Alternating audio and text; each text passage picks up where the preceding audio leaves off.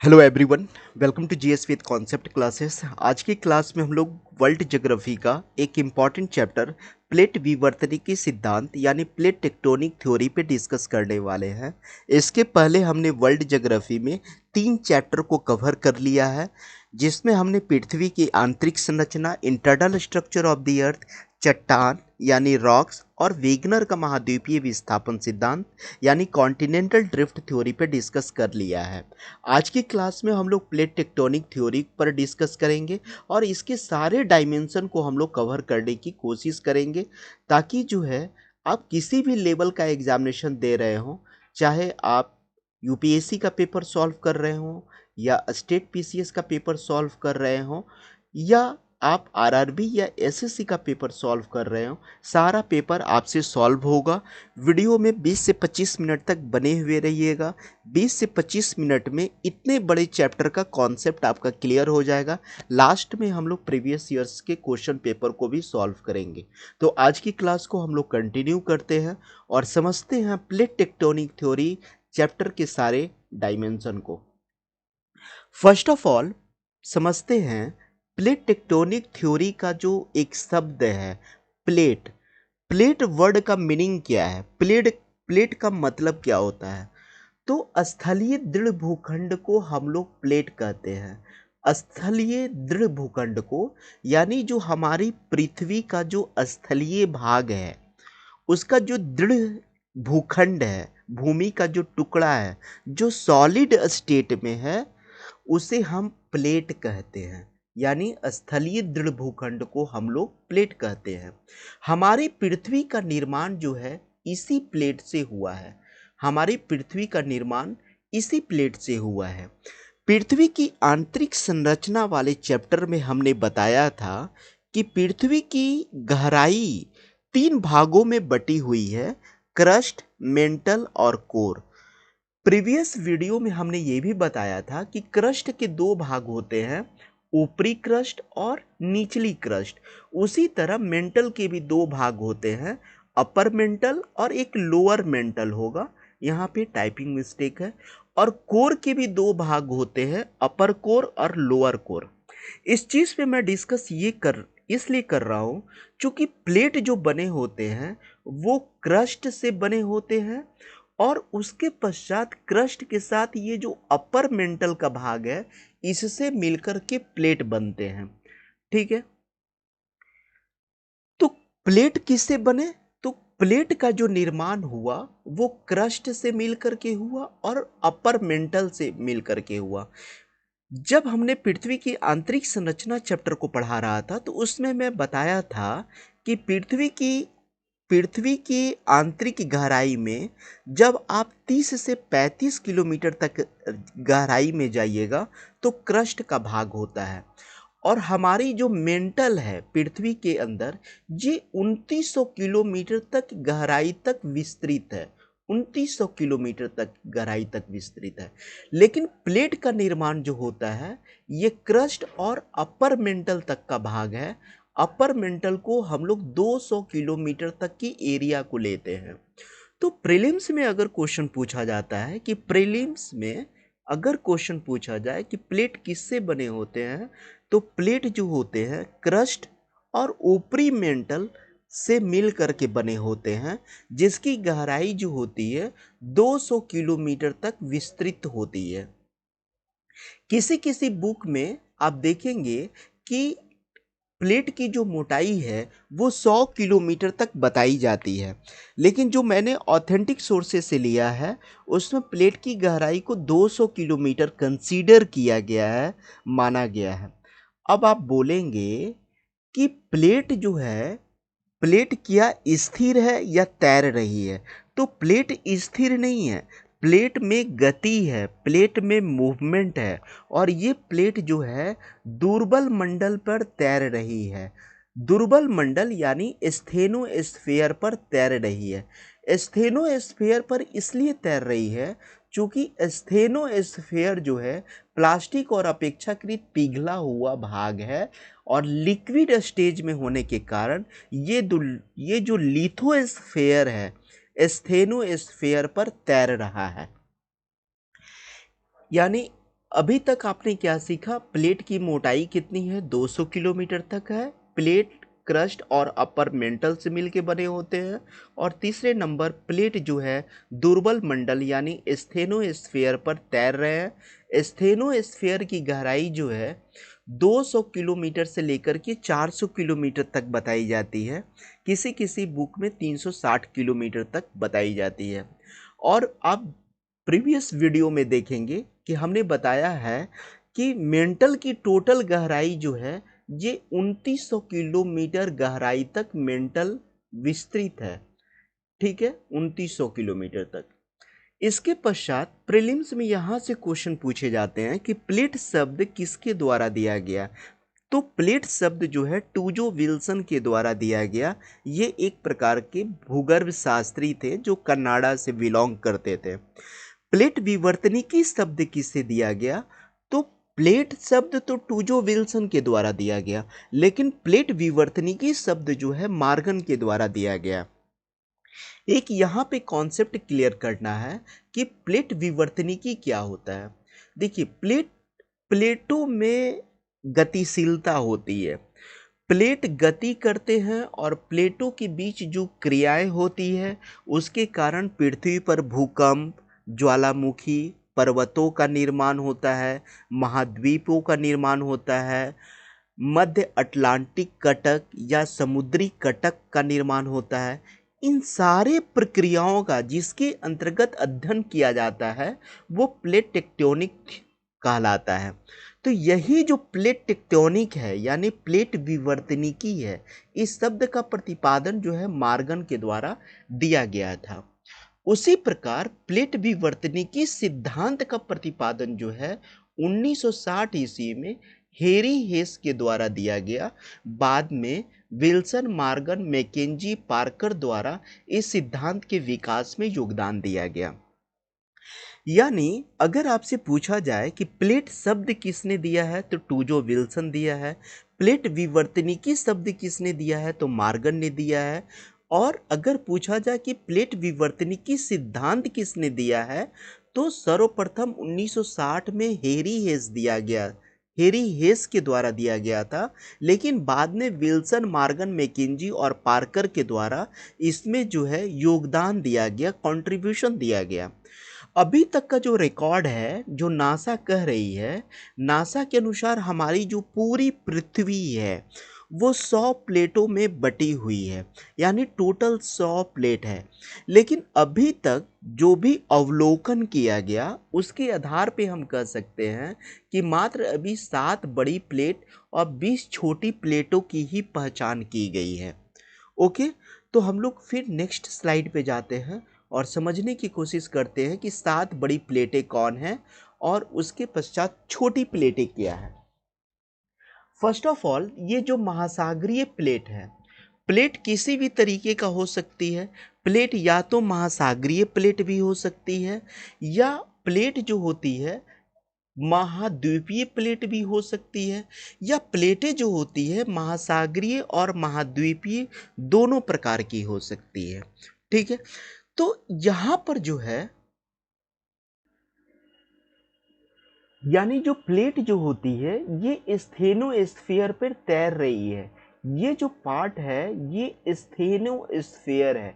Asthenosphere का मतलब हो गया ये हमारा दुर्बल मंडल है जो कि प्लास्टिक अवस्था में है, लिक्विड स्टेज में है। इसी को हम लोग दुर्बल मंडल कहेंगे जो कि लिक्विड स्टेज में है, तरल अवस्था में है। ओके, यहाँ पर कुछ बड़ी प्लेटों को हम लोग देख लेते हैं। बड़ी प्लेट में यूरेशियाई प्लेट है, अफ्रीकी प्लेट है, इंडो ऑस्ट्रेलियाई न्यूजीलैंड प्लेट है, प्रशांत महासागरीय प्लेट है, उत्तरी अमेरिकी प्लेट है, दक्षिणी अमेरिकी प्लेट है, अंटार्कटिक प्लेट है। छोटे प्लेट में अरेबियन है, कैरेबियन प्लेट है, स्कोशिया है, नाजका है, कोकोस है, फिलीपींस है। इसका नाम याद करना इसलिए इम्पॉर्टेंट है क्योंकि प्रीलिम्स में जो क्वेश्चन पूछे जाते हैं कि इसमें से कौन सा प्लेट छोटी प्लेट है, तो इसमें नाम आपको याद रखना होगा। अरेबियन, कैरेबियन, स्कोशिया, नाचको, कोकोस, फिलीपींस जो है ये सब छोटी प्लेट है और बड़ी प्लेट का भी नाम आपको याद रखना पड़ेगा। इसके पश्चात हम लोग देख लेते हैं किस प्लेट की क्या स्थिति है। यहाँ पर देखिए ये जो भाग है हमारा यूरेशियन प्लेट है, यहाँ पर इंडिया है। चूंकि हमारी पृथ्वी गोल है, ठीक है, स्फीयर फॉर्म में है, इसलिए इंडिया यहाँ पर दिखाई पड़ रहा है, यूरेशियन यहाँ पर दिखाई पड़ रहा है। इसका कुछ भाग जो है इस साइड में भी है। यहाँ पे अफ्रीकी प्लेट है, इसके पश्चात यहाँ पे नॉर्थ अमेरिका का प्लेट है, यहाँ पे साउथ अफ्रीका का प्लेट है। इसके पश्चात ये पैसिफिक प्लेट है, प्रशांत महासागर की प्लेट है। यहाँ पर जो है इंडो ऑस्ट्रेलियन प्लेट है, यहाँ पे अंटार्कटिक प्लेट है। ठीक है, तो हम लोग जितने भी बड़े प्लेट थे देख लिए, Eurasian plate, Indo Australian plate, Pacific plate, north अमेरिकी प्लेट, साउथ अमेरिकी प्लेट, अंटार्कटिक प्लेट, और सारे प्लेट को हम लोग देख लिए। छोटे छोटे प्लेटों में देखें तो जैसे जुआन डी फूका प्लेट है, जो यहाँ पे नॉर्थ अमेरिका का पार्ट है, वहाँ पर है जुआन डी फूका प्लेट। उसके बाद कोकोस प्लेट है, यहाँ पर है। इसके पश्चात जो है अस्कोशिया प्लेट यहाँ पर है। इसके पश्चात फिलीपींस का जो प्लेट है इस जगह पे है। ठीक है, इस तरीके से ये प्लेट का लोकेशन को आप समझ सकते हैं। केवल लोकेशन को समझना जरूरी है ताकि एक रफ आइडिया बन सके कि छोटे छोटे प्लेटों की भी स्थिति क्या है। जैसे यहाँ पे मैंने बताया जुआन डी फूका है, यहाँ पर कोकोस प्लेट है, यहाँ पे दक्षिणी अमेरिकी वाले भाग में नाजका प्लेट है। ठीक है, यहाँ पे फिलीपींस प्लेट है। इसके पश्चात हम लोग समझते हैं कि प्लेट का प्रकार के आधार पे कितने प्रकार की प्लेटें होते हैं। जैसे कि प्रकार के आधार पे देखें तो प्लेटें दो तरीके की होती है, एक महाद्वीपीय प्लेट होता है, दूसरा महासागरीय प्लेट होती है। महाद्वीपीय प्लेट में अधिकांश जो भाग होता है वो स्थल मंडल से संबंध होता है, जबकि महासागरीय प्लेट का जो अधिकांश भाग होता है वो महासागर से संबंध होता है।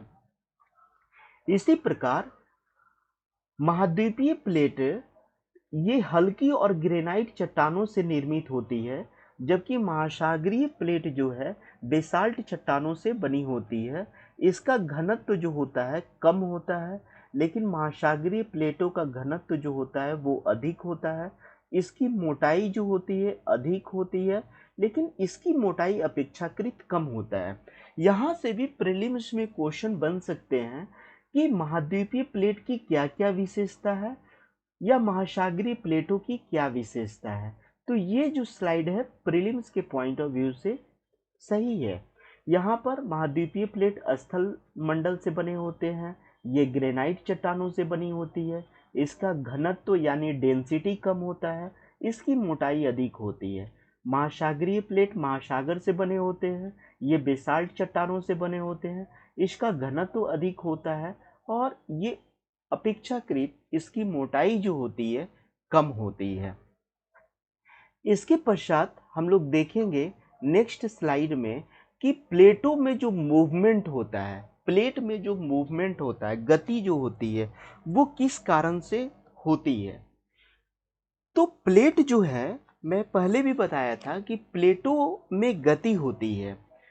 जब मैंने वेगनर के सिद्धांत को पढ़ाया था कि वेगनर साहब जो एक भूगर्भ शास्त्री थे, जलवायु वेता थे, उनका कहना था कि पूरी जो महाद्वीप है वो आपस में तैर रही है, महाद्वीपों में गति है, लेकिन गति किस कारण से हो रहा है इसका जानकारी वेगनर साहब नहीं दे पाते हैं। इसका स्पष्टीकरण जो है प्लेट विवर्तनिकी थ्योरी देता है। प्लेट विवर्तनिकी थ्योरी के अनुसार प्लेटों में जो गति होती है उसका कारण है पृथ्वी की घूर्णन गति, यानी पृथ्वी का रोटेशन है, रोटेशन ऑफ द अर्थ है। आप आप इस चीज को समझिए कि यहाँ पर मान लिया जाए कि हमारी पृथ्वी है, अपने 23.5 डिग्री के अक्ष पे मुड़ी हुई है। तो पृथ्वी अपने अक्ष पर 24 घंटे में एक परिक्रमा पूरा करती है। आप लोगों को पता है हमारी जो पृथ्वी है 24 घंटे में एक परिक्रमा पूरा कर लेती है, 24 घंटे में। ठीक है, पृथ्वी जब हमारी परिक्रमा करती है तो भूमध्य रेखीय भाग यानी जो हमारा इक्वेटर है यानी विषुवत रेखीय भाग है जिसे हम भूमध्य रेखा भी कहते हैं, यहाँ पर केंद्रापसारी बल जिसे हम सेंट्रीफ्यूगल फोर्स कहते हैं बहुत ज़्यादा होता है। यहाँ पर सेंट्रीफ्यूगल फोर्स का मतलब अभी हम लोग डिस्कस करेंगे। सेंट्रीफ्यूगल फोर्स जो होता है यहाँ पर मैक्सिमम होता है इक्वेटर पर, और ध्रुवों पर जो केंद्रापसारित बल होता है यहाँ पर ये मिनिमम होता है, कम होता है। और इक्वेटर पर यानी विषुवत रेखा पर यानी भूमध्य रेखा पे जो सेंट्रीफ्यूगल फोर्स होता है ये मैक्सिमम होता है यानी अधिक होता है। ठीक है, तो इक्वेटर पर केंद्रापसारी बल ज्यादा होने के कारण और ध्रुवों पर केंद्रापसारी बल कम होने के कारण प्लेट जो होती है ध्रुवीय भाग से भूमध्य रेखा की तरफ प्रवाहित होती है। सेंट्रीफ्यूगल फोर्स वैसे फोर्स को कहा जाता है जो बाहर की तरफ लगती है। मान लीजिए कि पृथ्वी का रोटेशन ये है, पृथ्वी इस तरीके से रोटेट कर रही है, तो सेंट्रीफ्यूगल फोर्स जो लगेगा वो बाहर की तरफ लगेगा। सेंट्रीफ्यूगल फोर्स कहाँ लगेगा? बाहर की तरफ लगेगा। यही कारण है, इसी केंद्रापसारी बल के कारण यानी सेंट्रीफ्यूगल फोर्स के कारण जो है प्लेटों में मूवमेंट होता है, और जो हमारी प्लेटें हैं वो ध्रुव से किधर आती है? ध्रुवीय भाग में। यहां पर समझिए बात को। ओके, तो यहां पर मैंने बताया कि ध्रुव पर जो सेंट्रीफ्यूगल फोर्स है यहाँ पर मैक्सिमम है यानी ज़्यादा है, और इक्वेटर पर यहाँ पर मिनिमम है। तो हमारी जो प्लेट है, जो हमारी पृथ्वी विभिन्न प्लेटों में बटी हुई है, ये ध्रुवों से भूमध्य रेखा की तरफ शिफ्ट करती है। यानी प्लेट की गति कहाँ से होती है? इस तरीके से होती है, ध्रुव से लेकर के प्लेटों की तरफ मूवमेंट होता है। और यही कारण है कि जो भारतीय प्लेट है दक्षिण ध्रुव से भूमध्य रेखा की तरफ शिफ्ट कर रहा है। आपसे प्रीलिम्स में क्वेश्चन पूछा जाएगा कि भारतीय प्लेट किधर शिफ्ट कर रही है, तो दक्षिणी ध्रुव से भूमध्य रेखा की तरफ शिफ्ट कर रही है। लेकिन अमेरिकी तथा प्रशांत प्लेट जो है ये पश्चिम की तरफ शिफ्ट कर रहा है। तो यहाँ से प्रीलिम्स में पीटी के क्वेश्चन बन सकते हैं कि भारतीय प्लेट किधर घूम रही है और अमेरिकी और प्रशांत प्लेट किधर घूम रही है। क्योंकि देखिए अमेरिका का जो विस्तार है वो देशांतरीय विस्तार ज़्यादा है। आप देखेंगे कि अमेरिका का विस्तार या प्रशांत प्लेट का जो विस्तार है वो देशांतर पे ज़्यादा है। यही कारण है कि अमेरिकी और प्रशांत प्लेटें जो है ये पश्चिम की तरफ घूम रही है, यानी इस प्लेटे का डायरेक्शन जो है इधर वेस्ट की तरफ है।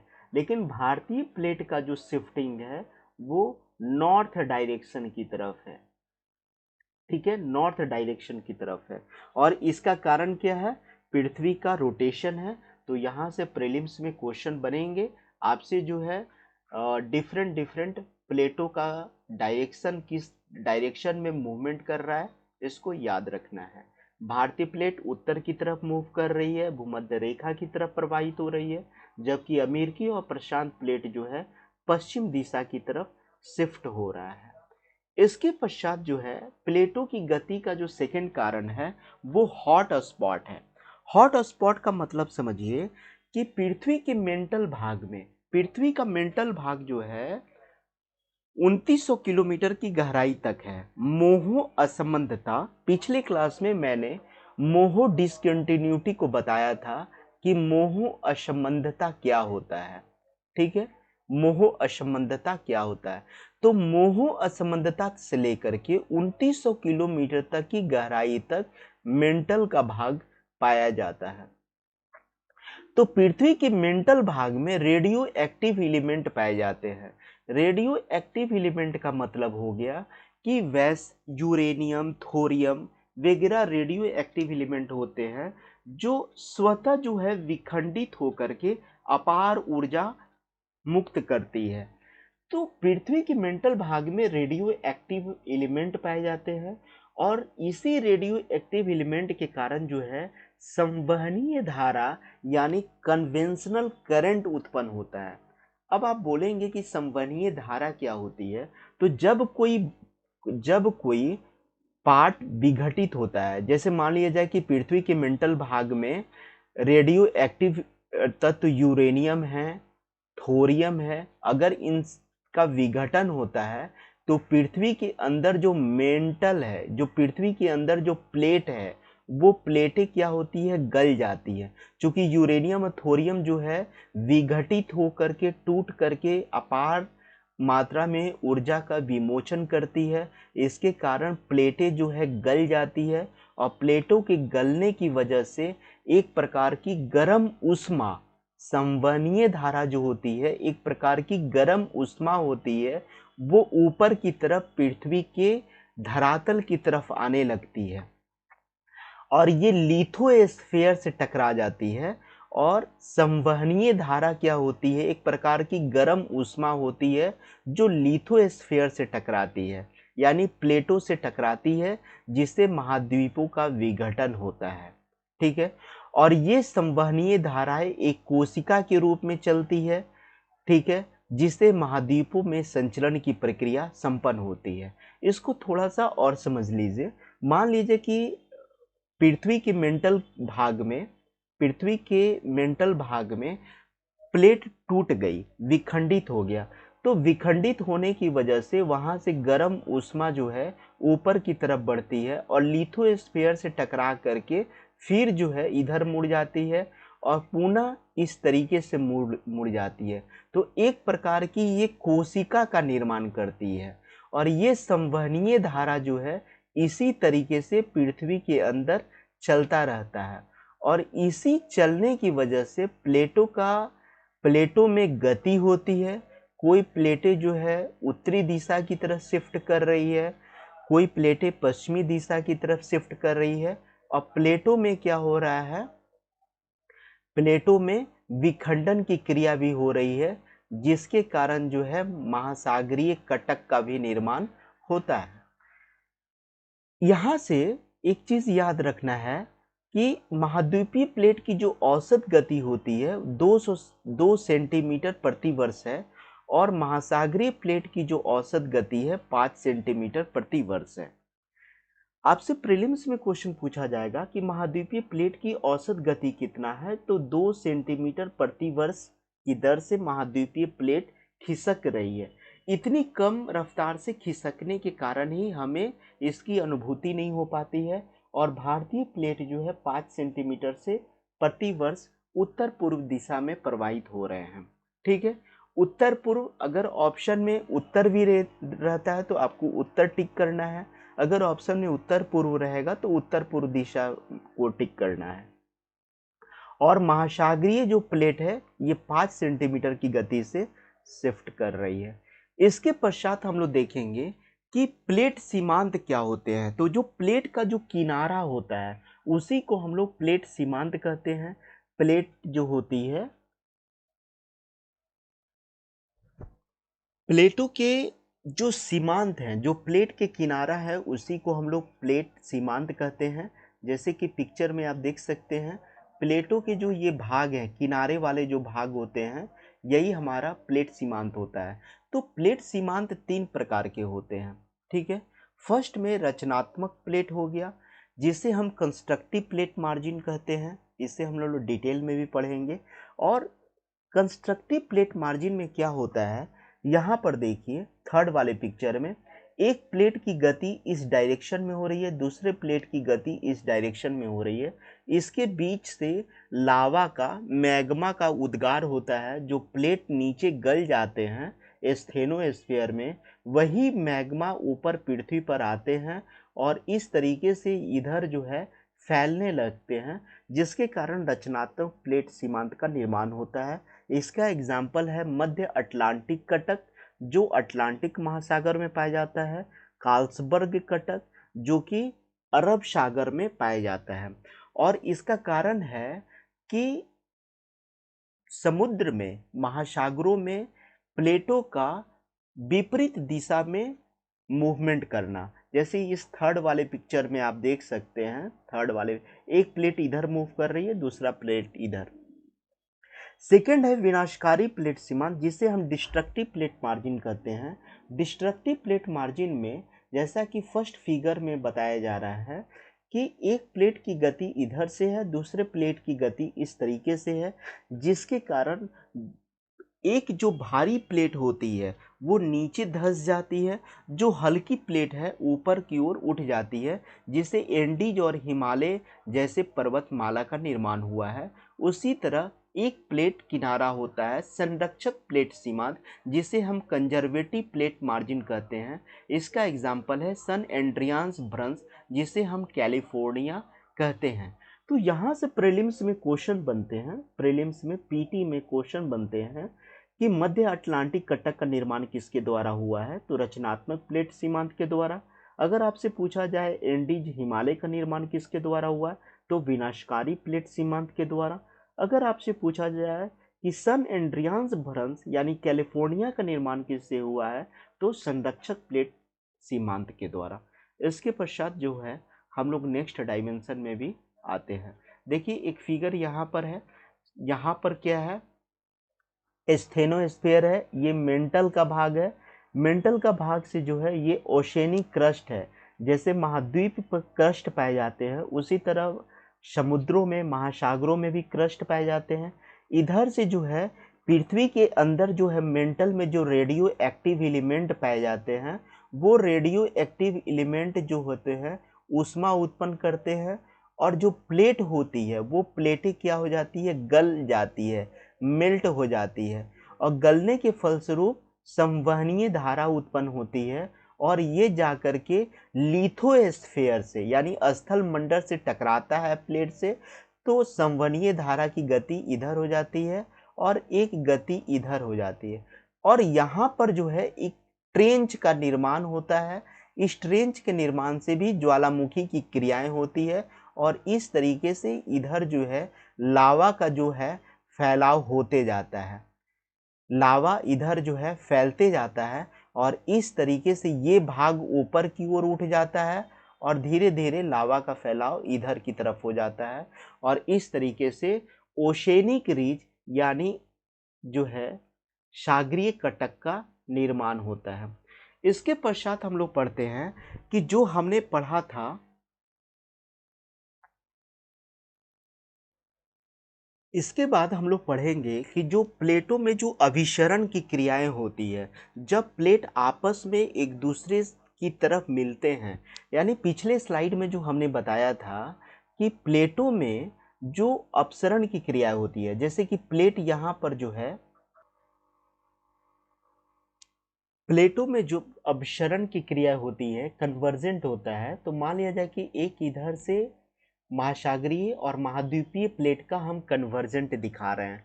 तो कन्वर्जेंट में क्या होता है कि एक प्लेट आमने सामने आती है, इधर की प्लेट इस तरीके से जा रही है, इधर वाली प्लेट आ रही है। तो यहाँ पर क्या है, महासागरीय और महाद्वीपीय प्लेट के एग्जाम्पल में जैसे रॉकी और एंडीज, जैसे रॉकी एंडीज पर्वतमाला का निर्माण होता है, और पेरू ट्रेंच की भी उत्पत्ति होती है।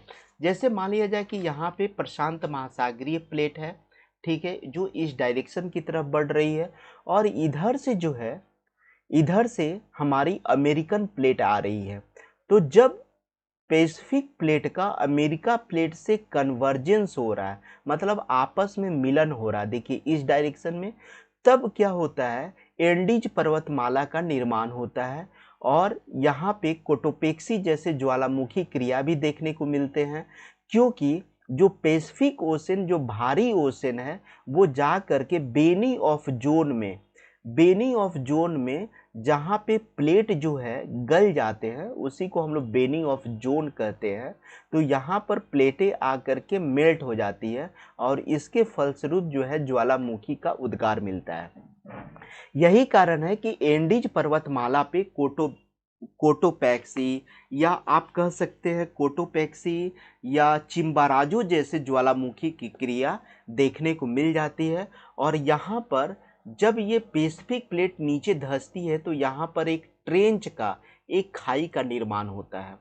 तो आपसे प्रीलिम्स में क्वेश्चन पूछा जाएगा कि रॉकी पर्वत का निर्माण कैसे हुआ, एंडीज पर्वतमाला का निर्माण कैसे हुआ, पेरू ट्रेंच का निर्माण कैसे हुआ, तो महासागरीय महाद्वीपीय प्लेटों के अभिसरण के पश्चात हुआ। इसके पश्चात देखेंगे महाद्वीपीय महाद्वीपीय प्लेटों का निर्माण कैसे होता है। महाद्वीपीय और महाद्वीपीय प्लेटों के कन्वर्जेंस के कारण यानी अपसरण के कारण क्या होता है, जब प्लेट आमने सामने आती है तो मान लीजिए कि ये इंडियन प्लेट है, भारतीय प्लेट है, इधर से यूरेशियन प्लेट आ रही है, तो भारतीय प्लेट यूरेशियन प्लेट की तुलना में काफ़ी भारी है, जिसके कारण ये नीचे रह जाती है, लेकिन यूरेशियन प्लेट टकराने के पश्चात भारतीय प्लेट के ऊपर चढ़ जाती है और यहाँ पर जो है टेथी सागर का मलबा है, तो टेथी सागर के मलबे पे प्रभाव पड़ता है, जिसके कारण जो है हिमालय जैसे माउंटेन का निर्माण हुआ है। तो प्रीलिम्स में क्वेश्चन पूछा जाएगा कि अल्पाइन हिमालय, अल्पाइन या हिमालय, आल्प्स और एटलस जैसे पर्वतों का निर्माण कैसे हुआ है, तो महाद्वीपीय और महाद्वीपीय प्लेटों के टकराने से हुआ है। अल्पाइन हिमालय, आल्प्स हिमालय और एटलस हिमालय। इसके पश्चात हम लोग देख लेंगे एक और आप लोगों का बचा हुआ पार्ट सेक्शन है। इसके पश्चात जो है एक सेक्शन और बचा हुआ है, उसको हम लोग देख लेते हैं। महासागरीय और महासागरीय प्लेट का कॉलिजन कैसे होता है। कॉलिजन का मतलब क्या हुआ कि आपस में एक दूसरे से कैसे टकराते हैं। तो मान लीजिए कि इधर से यूरेशियन प्लेट आ रहा है, इधर से पैसिफिक प्लेट यानी प्रशांत महासागरीय प्लेट आ रहा है, तो प्रशांत महासागरीय प्लेट भारी होने की वजह से ये जाकर के स्थेनोस्फीयर में मेल्ट हो जाती है और इसके फलस्वरूप जो है यहाँ पर ज्वालामुखी क्रियाएं भी देखने को मिलती है और यहाँ पर जो है फिलीपींस और जापान द्वीप जैसे द्वीपों का निर्माण होता है। और ये जो भाग है ये स्थेनोस्फीयर का भाग है जिस पर प्लेटें तैर रही है। तो आपसे प्रीलिम्स में क्वेश्चन पूछा जाएगा कि फिलीपींस का निर्माण कैसे हुआ, फिलीपींस द्वीप का, जापान का, मेरियाना ट्रेंच का निर्माण कैसे हुआ। तो इन सारी चीज़ों का निर्माण महासागरीय और महासागरीय प्लेट के द्वारा हुआ। यहाँ पर आप देखेंगे तो मेरियाना ट्रेंच यहाँ पर बन जाता है, मेरियाना ट्रेंच इस जगह पे। यही कारण है कि फिलीपींस और जापान जैसे द्वीपों पर ज्वालामुखी की क्रियाएं देखने को मिल जाती है, जैसे फ्यूजियामा जो है ज्वालामुखी जो है जापान में है, ठीक है। उसके बाद मेयॉन ज्वालामुखी जो है फिलीपींस में है। तो इस तरीके से जो है हम लोग देख लेते हैं। अब हम लोग प्रीवियस ईयर्स के क्वेश्चन पेपर को सॉल्व करते हैं कि महाद्वीप जो है अलग हुए हैं। महाद्वीप कैसे अलग हुए हैं, तो महाद्वीप जो है विवर्तनिक क्रिया के द्वारा अलग हुए हैं। इसके पश्चात इनमें से कौन लघु प्लेट नहीं है, तो देखिए सारे अरेबियन है, नाजका है, फिलीपींस है, सारा तो लघु प्लेट है बताया था। तो इसमें अंटार्कटिका प्लेट जो है लघु प्लेट नहीं है। हिमालय पर्वत के साथ भारतीय प्लेट की सीमा किस तरह की प्लेट सीमा का उदाहरण है। हिमालय पर्वत का जो निर्माण हो रहा है, यहाँ पे क्वेश्चन थोड़ा सा मिस्टेक है कि हिमालय पर्वत का निर्माण कैसे हो रहा है, तो यहाँ पर निर्माण हो रहा है यूरेशियन प्लेट जो है महाद्वीपीय प्लेट से टकरा रही है। इसके पश्चात जो है हम लोग नेक्स्ट क्वेश्चन पे आते हैं। प्रशांत महासागरीय प्लेट उदाहरण है। प्रशांत महासागरीय प्लेट किसका उदाहरण है, तो ये महासागरीय प्लेट का उदाहरण है। यूरेशियाई प्लेट जो है किसका एग्जाम्पल है, तो ये महाद्वीपीय प्लेट का उदाहरण है। प्लेट विवर्तनिकी सिद्धांत किस समय प्रस्तुत किया गया था, 1960 ईस्वी में प्रस्तुत किया गया था। और प्लेट विवर्तनिकी सिद्धांत का प्रतिपादन किसने किया था, तो ये हैरी हेस महोदय किए थे। तो इस तरीके से हमारा जो है थियोरेटिकल सेक्शन और question paper, practice set question paper दोनों कंप्लीट हुआ। और हम लोग इसी तरीके से हम लोग वर्ल्ड ज्योग्राफी, इंडिया ज्योग्राफी और जीएस के सारे सेक्शन को कवर करेंगे। अगर आपको समझने में प्रॉब्लम हो रही है तो फिर भी आप कमेंट बॉक्स में कमेंट करेंगे, हम जो है उसमें उत्तरोत्तर सुधार करेंगे।